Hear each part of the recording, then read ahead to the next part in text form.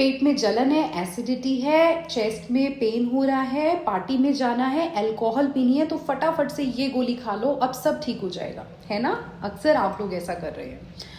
आज मेरे पास एक लेडी आती हैं जो मुझे कहती हैं, सिर्फ एज उनकी मेरे ख्याल से 42 के आसपास थी। उन्होंने कहा कि मेरे को ना पैरों में सेंसेशन बिल्कुल महसूस नहीं हो रही है, रात को मैं पूरी रात बेचैन रहती हूँ, मुझे नींद ठीक से नहीं आ रही है, मेरे को स्ट्रेस बहुत ज़्यादा हो रहा है, तो सोचा थोड़ा वेट लॉस कर लूँ, शायद ये प्रॉब्लम रिजॉल्व हो जाएगी। जब मैंने उनका BMI चेक किया तो बिल्कुल नॉर्मल पाया, तो मैंने कहा आपको तो वेट लॉस की बिल्कुल भी ज़रूरत नहीं है। फिर मैंने उनका रूटीन देखा कि वो क्या ऐसा कर रही हैं, ऐसी क्या चीज़ें हैं जिसकी वजह से उनको ये प्रॉब्लम देखने को मिल रही है। तो उन्होंने मुझे बताया कि मैम 6 महीने पहले मुझे गैस्ट्राइटिस का इशू था, और जिसके चलते मेरे डॉक्टर ने मुझे एक मेडिसिन दी थी। मैं जब उसको खाती हूँ ना तो मुझे खा के बहुत अच्छा लगता है। तो मैंने उनको बोला कि आप इसको कितने टाइम से खा रहे हैं, तो उन्होंने कहा मैं पिछले 6 महीने से खा रही हूँ, क्योंकि इसको खा के बड़ा रिलीफ मिलता है, देखो मैं इसको तो नहीं बंद करने वाली हूँ। नाम पूछा तो उन्होंने बताया कि पेंटॉप ले रही हूँ और मेरा बहुत बढ़िया रहता है, और कुछ बताओ आपके पास अगर है तो बढ़िया, मतलब जिससे मेरे पैरों की सेंसेशन ठीक हो जाए। मैंने उनको बोला कि क्या आपने अपने डॉक्टर से दोबारा से फॉलोअप लिया, क्या आपने उनसे बात करी कि अभी ये मुझे कितना टाइम और खानी है, क्या मेरी वो कंडीशन ठीक हो गई।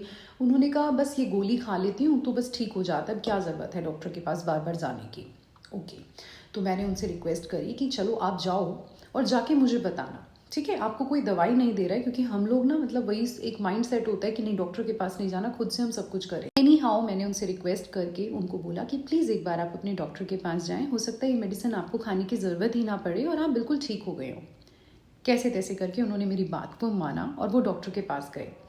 लेकिन सिचुएशन में जानती थी कि ये वर्स्ट कर रहे हैं और अपनी प्रॉब्लम को बढ़ा रहे हैं। जब डॉक्टर के पास गए तो डॉक्टर ने उनको एंडोस्कोपी रिकमेंड किया, और उसमें जब सारी चीज़ें निकल के आई फाइंडिंग्स, तो उसमें निकले उनके फंडिक पॉलिप्स। अब जो ये फंडिक पॉलिप्स होते हैं, छोटी छोटी गांठें बन जाती हैं। और जब उन्होंने अपनी रिपोर्ट्स देखी तो वो बहुत ज़्यादा घबरा गई कि शायद मुझे अब पेट में कैंसर हो गया है। बट सारी गांठें कैंसर नहीं होती हैं। अब क्या था, क्योंकि वो बहुत लंबे टाइम से इस तरह से PPI यूज़ कर रहे थे। PPIs मतलब होता है हमारे प्रोटोन पंप इनहिबिटर्स, जैसे कि पेंटोप, या फिर हम बात करें पेंटाप्राजोल, इस तरह की जो मेडिसिन होती हैं ज़्यादातर हम यूज़ करते हैं गैस्ट्राइटिस के केसेस में। तो वो जब लॉन्ग टर्म यूज़ करते हैं, वो भी बिना डॉक्टर की एडवाइस के, तो वो कहीं ना कहीं हमें प्रॉब्लम्स देती हैं। क्योंकि मैं डाइटिशियन हूँ, मुझे पता है कि बहुत सारी मेडिसिन ऐसी होती हैं जिनकी आपस में इंटरेक्शंस होते हैं, जिसको हम ड्रग न्यूट्रिएंट इंटरेक्शन भी कहते हैं। इसी तरह से जो ये हमारी एंटी एसिड्स होती हैं, ये हमारी बॉडी से B12 के एब्जॉर्प्शन को रोक देती हैं, ब्लॉक कर देती हैं।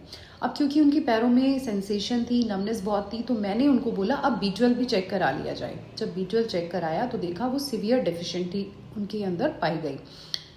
तो होता क्या है कि जब हम एक प्रॉब्लम को रिजॉल्व करते हैं तो उसके चक्कर में 4 और प्रॉब्लम्स को वेलकम कर देते हैं। इसलिए अवॉइड कीजिए ओवरडू करना मेडिसिन का, और कोई फ़र्क नहीं पड़ता अगर हम एक बार अपने डॉक्टर से पूछ लें कि आखिर कब तक हमें कितने टाइम तक इसको लेना है। Hope it helps and follow for more such information.